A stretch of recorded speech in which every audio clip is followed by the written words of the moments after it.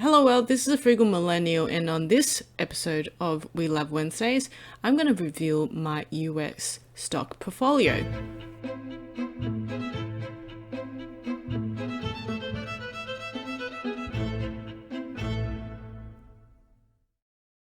One of the reasons why I am investing in US stock market is because the Australian dollar is very strong against the greenback, with the Australian dollar trading about 78 cents. Now this plateaued around about February at 80 cents. Another reason why I'm trading on the US stock exchange is because historically the US stock exchange performs better than the Australian stock exchange. The platform I use for trading is Stake, which has 0 commission fees. Compared with what I used previously, which is ANZ trading platform, the brokerage fee was $59 for international trades. The only reason why Stake can do this is because they make their money through the currency exchange, which currently sits at 0.7%. If you want to sign up, please use my link below so you can get up to $150 worth of free stocks. Now let's look at my portfolio within Stake. I currently have $10,700 in USD, which equates to about $13,000. I also have $436 of buying power, or cash that's free to trade into any other shares. In terms of my holdings, I have Dell, which is my biggest holding, and it's the best performing. I also have Dick's Sporting Goods, which is a company that sells, as the name suggests, sporting goods and footwear, apparels, sports equipment, etc. I'm also holding CCS, which is a home development company. It's called Century Communities Incorporated. So they are located throughout the US. I also hold in IBM and Microsoft. I won't go into detail about those. I'm sure you all know what they are. And further down the list is Loma, which is a Argentinian company. Even though it's a Argentinian company, I was able to purchase it because it's listed on the New York Stock Exchange. And a side note, Stake mainly sells stocks on the major indices.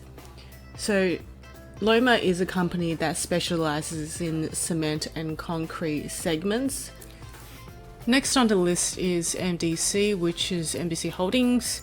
It is a company that's engaged in home building and financial services, and it's located throughout America. Further down the list is Class B Berkshire Hathaway shares. Now this is Class A, which is the more expensive version of this share, split 50 times. This allows everyone to have an opportunity to buy the shares. One thing to note, on Stake, you can actually purchase shares in fractions rather than integers. So essentially I could have bought Berkshire Hathaway Class A shares. Next on the list is Etsy, which is an online retail store that specializes in crafts and artworks. It's an online retail that I use to sell goods. It is one of the worst performing stocks that I have because I bought it on the back of the Q1 results, which was very promising. However, the future projections was less so shareholders didn't react well to that and sold it off, and hence there's a dip. But I'm holding this for long term. Next on the list is LIT, which is Global X Lithium and Battery Tech ETF. Now I bought this ETF because it allows me to spread my risks over different companies, and because I couldn't decide what lithium battery company to purchase, as there's a plethora of them.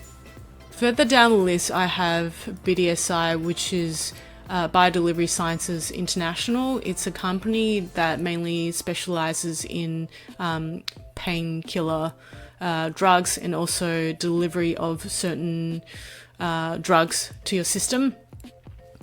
The smallest holdings that I have includes TU, CRISPR, and Solo.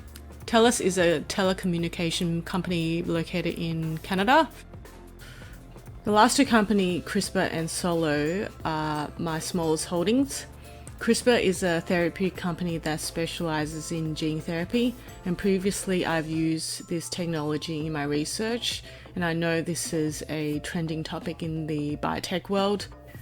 Solo is a company that specializes in electric vehicles, and I wanted to get into EV despite the fact that there's heaps of EV companies, and of course the main player is Tesla, and I didn't want to invest in Tesla, so I just chucked $200 into Solo.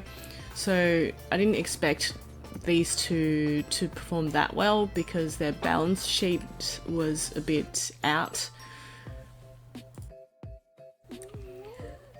So currently I'm on the free membership tier, which means I don't have instant buying power.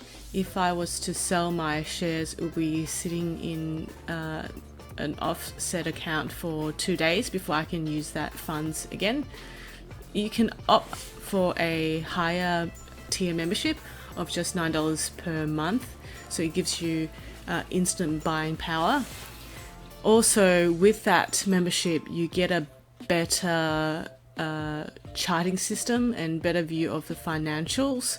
However, for me, I just use Yahoo Finance, which is free resource to do my research. So the free membership, it actually is alright for my use. Now I'm going to show you how I do my research on Yahoo Finance and how I determine whether a stock is a good purchase or not.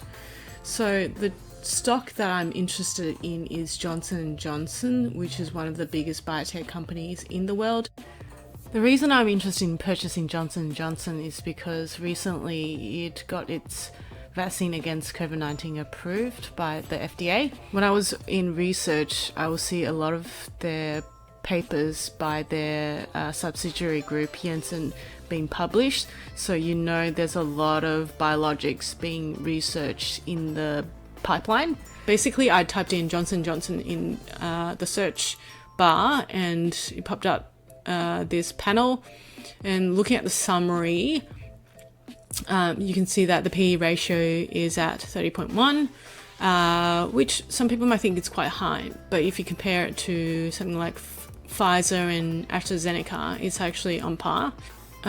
It has a dividend of 2.49%. Now, if you look at the financials, and I like to look at the net income and EBITDA, which should have a positive correlation. A simple way to gauge this is by looking at the revenue and earning. You can see that revenue is on the increase, however, the earnings are sort of plateauing here. So normally I would like it to be a positive correlation for both. Now let's look at the balance sheet. So with the balance sheet, I'm looking at the total current asset and comparing that with the total liability. So the current asset or money that's it's holding at the moment is $51 billion, whereas the liability is 42. So this is about 1-to-1 ratio, which is something I look for in a company. Next, I'm going to look at cash flow, which is up here in this tab. The net income from your income statement is shown here of $15 billion. If you scroll right down to the bottom, the free cash flow is $20.8 billion. And this is the main metric I look at, and I compare that with dividend paid. So dividend paid to shareholders is $10.6 billion, so it's got enough money to cover that. So just looking at the financials alone, I'm kind of very happy with this stock. Now I'm going to go ahead and purchase Johnson & Johnson, which the ticket is JNJ. With a buy order, you have 3 different types: limit, stop, and market. Market, as the name suggests, is whatever the price is at when the market opens. And then you have limit. With limit, you set in how much you want to buy it at. However, with stake, you cannot purchase fractions. So if I put in 2.2, for example, down here is an error message that says fractional shares are not available on limit orders. And I want to utilize all my buying power of $436.79. So I can't use this order type. With stop, you can also put in how much you want to, the total amount that you want to use up, and then hit a target price. But this target price has to be 5 cents above the asking price of $170.39. Looking at the current aftermarket price of Johnson & Johnson, it's currently sitting at $170.06. So I'm going to put this at market price. So utilize all the buying power that I have. It will give me an estimate of 2.562 shares. So review and then buy, think for a minute, and then place order. Done. So that will go into my pending order right here, and we'll come back tomorrow and see where it's at. So this is day 2. Let's go on and see if my Johnson & Johnson stock got traded overnight whilst I was asleep. And surely enough, my J&J, I was able to purchase J&J stocks at an average price of $169.91. And remember, I set it at market value because I knew that the after hour trading price was lower than what it was closed at, so I was expecting a discount, and I was able to get 2.57 units of this stock. So that is it of how I purchase US stock through Stake. If you want to use Stake, please use the link below in order to get up to $150 worth of stock. If you like this video, please like it and subscribe to my channel so I know whether I should make any more of these stock reveal videos in the future, because I do have stocks in the Australian, European and Asian market. So until next time, thanks for watching.